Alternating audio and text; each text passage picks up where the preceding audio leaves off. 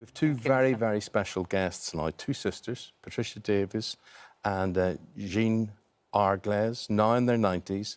They spent their whole lives hiding a secret from each other because they unknowingly played a big part in gathering intelligence during the war, but they never told each other they couldn't under the Official Secrets Act until years later. And it's now in this book. It's now in this book, The Codebreaking Sisters, because they both kept diaries. And in there, you'll find out about eavesdropping on coded messages from German warships, working with the Bletchley Park code breakers to help crack the Enigma code, and in Jean's particular case, being posted to Cairo at the age of 18. 18, we were just saying, and I was just saying, can you imagine, that's the age of our son, Jack.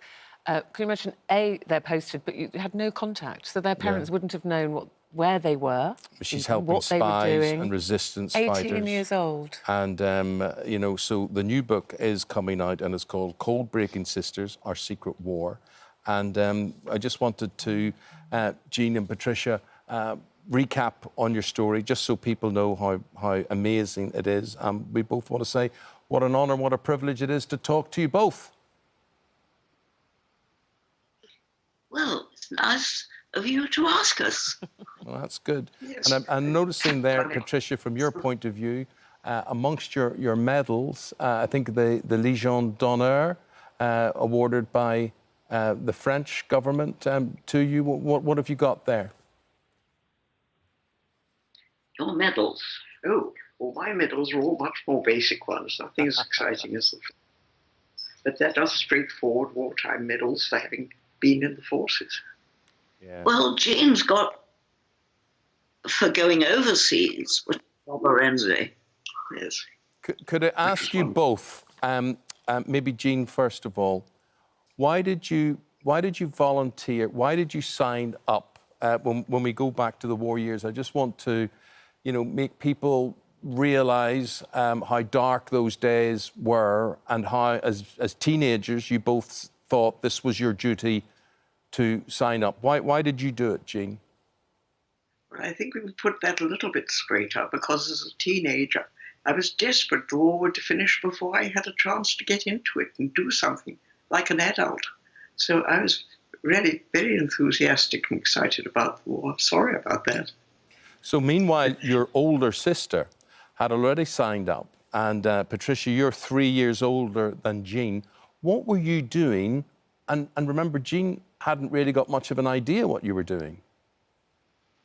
No, I don't think she would have done, because she was still at school, and I volunteered for the Wrens in 1942 and went off in August that year and did their general training, and was then sent on a short course in listening to German ships' radio messages, because luckily, living in our grandfather's household, we knew his cook and housemaid very well.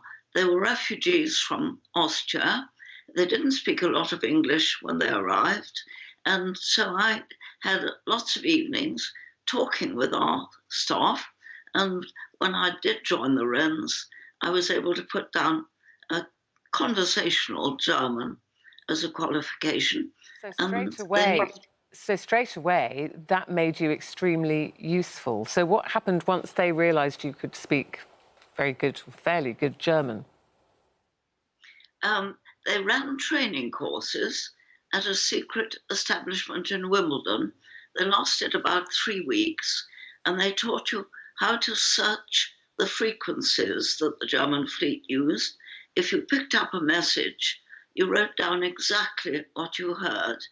It might be in plain language, it might be in Enigma code. And when we were actually on the listening stations, which were around the south coast and east coast, you would then send it directly to naval intelligence, if it was plain language, or if it was in code, to Bletchley Park. Yeah. And Jean, then, when your time came to do your duty, as I understand it, you enlisted in the Special Operations Executive, which basically, they were the spy people, weren't they? Were you a spy? Yes, well, I did first of all attempt to follow my sister, and I was a little distraught when I found that they were full and they didn't want anyone else. And then somebody suggested, again, I think a lot in London, that I should try what I ultimately did belong to, which was the ones you suggested. And in fact, they said yes. And all they said was, do crossword puzzles. I thought they were mad. I said yes. And found myself more doing crossword. Yeah, yeah. And that got you to be, I mean, I know you were posted to Cairo and whatever, but I would like to ask both of you, obviously you did a lot with your brains, right? But were you actually taught weaponry? I mean, could either of you fire a gun, if I asked you? Well, I think I was probably the nearest, because my last listening station was on a cliff between Dover and Folkestone.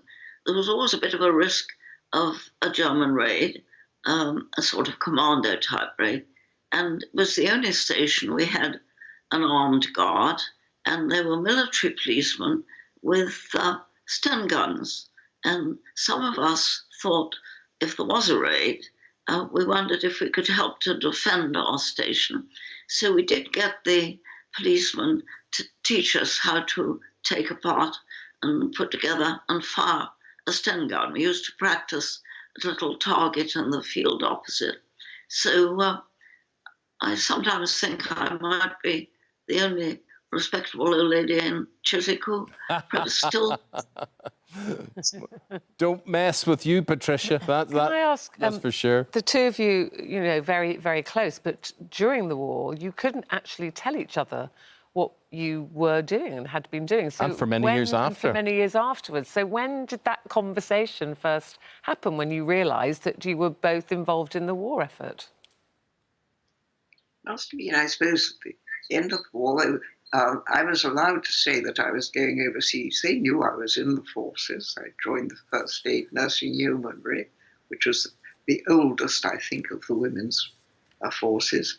Started in the Boer War and continued through the First World War, and then I went on again so that I was able to join it before. It's still going on. You can still join. I think that it was probably in the 1970s when books about Bletchley Park and so on started coming out. I actually felt I could say to Jean, by the way, Jean, what were you actually doing in Egypt and Italy in the war? And she told me.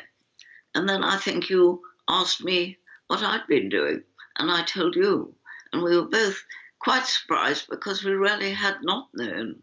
Well, everybody else can now know in this amazing book, which is a privilege to talk to you and see this book, Codebreaking Sisters, which is what you are. And I just want to tell people that there's so much admiration for you, because it's not just this story, because after the war, Pat, who's on the right of your screen there, went to university, spent a year at Harvard, then joined the Daily Mail in Manchester as their only female reporter. She later moved to the BBC in London. She met her husband there, was responsible for devising the TV quiz Ask the Family, which is a classic, and was a producer on University Challenge. Didn't stop there. She then travelled the world with Patrick Moore as producer of Sky at Night.